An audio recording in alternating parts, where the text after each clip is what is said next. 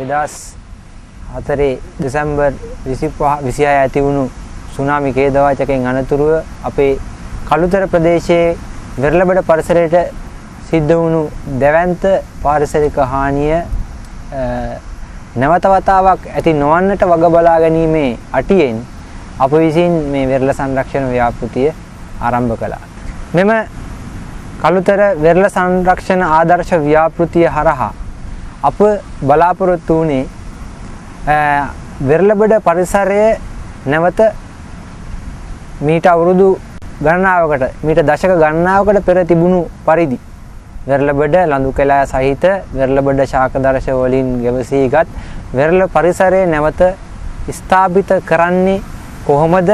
ඒ සඳහා ආදර්ශයක් ගොඩනගලා රටේ අනෙකුත් ප්‍රදේශවලත් මේ වගේ වෙරළබඩ කැලෑවක් නිර්මාණය කරලා ඒ හරහා පරිසරය පමණක් නෙවෙයි මේ වෙරළබඩ කැලෑව තුලින් මිනිසුන්ට යම් ආර්ථික වටිනාකමක් ලබාගත හැකි සම්පත් සමුදායක්ද ජනනය වෙන පරිදි මේ වැඩසටහන නිර්මාණය කරන්නයි. අපි විශේෂයෙන්ම මේ ව්‍යාපෘතිය යටතේ ගස් වර්ග, ශාක වර්ග කිහිපයක් රෝපණය කිරීමට තෝරාගත්තා. ලංකාව තුල වැටකෙය අයිති වෙන පැන්ඩානීසිය කුලේ ශාක විශේෂ වර්ග 8ක් විතර තියෙනවා. ඒ අතරින් වෙරළබඩ පරිසරයේ හැදෙනවා ප්‍රධාන වශයෙන් ශාක දෙවර්ගයක්. එකක් තාලං කියලා හඳුන්වනවා. තව අනිත් විශේෂය දුනුකෙය කියලා හඳුන්වනවා. පොදුවේ මේවට වැටකෙය කියලා තමයි මිනිස්සු හඳුන්වන්නේ. මේ තාලං කියන විශේෂයේ ගෙඩි හැදෙනවා. මේවායින් රතු පාට ගෙඩියක් හැදෙනවා.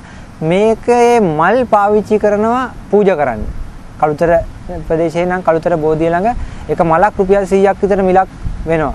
මේක මේ කීප දෙනෙකුගේ රස්සා වෙලා තියෙන මල් හොයාගෙන ඒවා අලෙවි කිරීම. ඒ වගේම තමයි මේ ශාකය ඊටාමත්ම ශක්තිමත්ව වෙරළබඩ පරිසරය ආරක්ෂා කරන විශේෂයෙන්ම හුලං සහ සුනාමි වගේ අවස්ථාවලදී.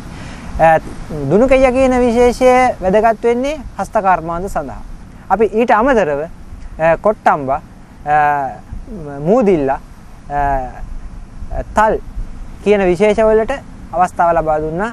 ඊට අමතරව අපි හැකි හැම අවස්ථාවකදීම අපි උත්සාහ ගත්තා පොල් වගේ ශාක මිනිසුන්ට වැදගත් වෙන ශාක වලට පහසුකම් සලසන්නේ.